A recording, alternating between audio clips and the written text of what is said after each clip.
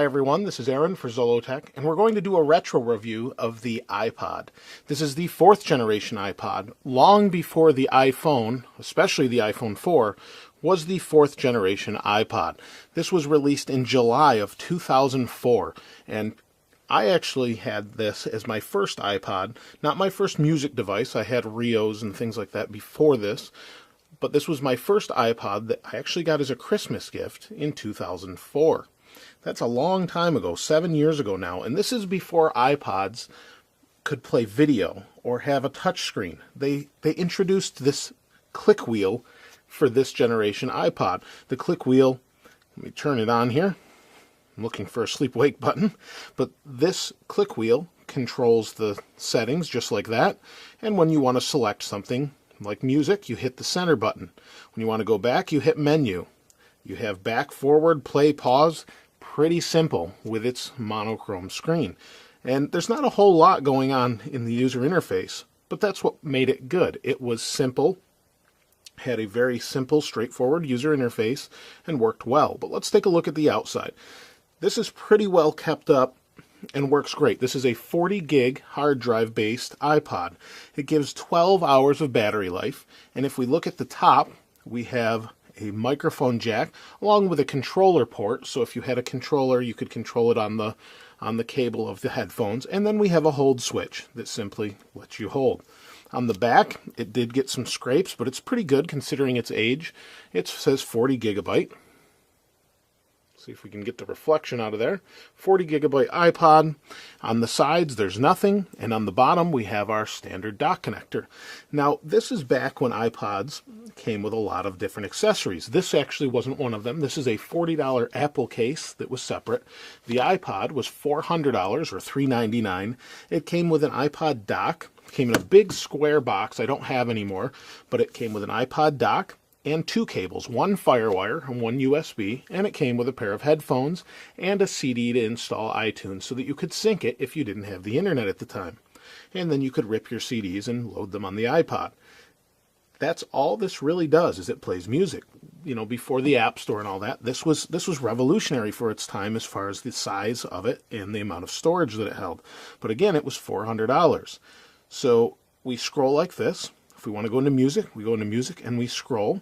Now, one of the nice things, and you can do this today with iPod Classics and things, you could use it as a hard drive. And since I didn't have 40 gigabytes of music, I'd have 15 or so, I could use the other for video and watch them through the USB cable on my computer or whatever I was using at the time. So we can go into artists, and again, we browse. We have podcasts and things like that.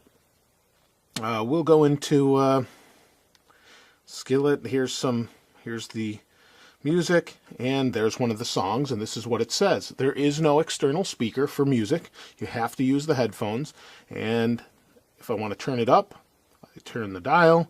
If I want to skip ahead, I hit this button. If I want to hold and fast forward, I can hit it again and hold it. I can play and pause. If I hit the center button, we can get a dial where we can quickly go between songs back and forth. Hit it again, we get volume. Hit it again, we hit it again and again, and then we can scroll. It's really that simple. If I want to go back, I hit menu again, and again, and again, and we have albums, artists, songs, podcasts, genres, composers, audiobooks. We do have a couple things with extras and settings. We can shuffle the backlight. We can turn on and off. You can go right back to now playing. If we go into settings, we have about, main menu, shuffle, repeat, backlight timer. We do have an EQ on this, sound check, and clicker. Let's turn the clicker on. I can hear it. Pretty crazy, I know. And we have legal, language, contacts. The strange thing is your iPod could sync contacts and play music. That's just about it. Now, if we go back one, there are a few things you could do extra with it. We have a clock, contacts, calendar, notes, and games. And these would be notes that you would load from your computer, sync through iTunes. Not a whole lot more. They have instructions. And games, Brick, Music Quiz, Parachute, and Solitaire. So if we go into Brick, this is Breakout. That's pretty much it. We can play Breakout on this pretty low-res LCD screen. Not a whole lot going on here, but you get the idea. It was just a music player. Now, the good thing about this is the audio fidelity is really good out of the old iPods. If you compared this to the first gen iPhone, I actually kept using this when I had the first gen iPhone, mainly due to its storage, but kept using it because it had better audio output through the headphone jack or through the dock connector.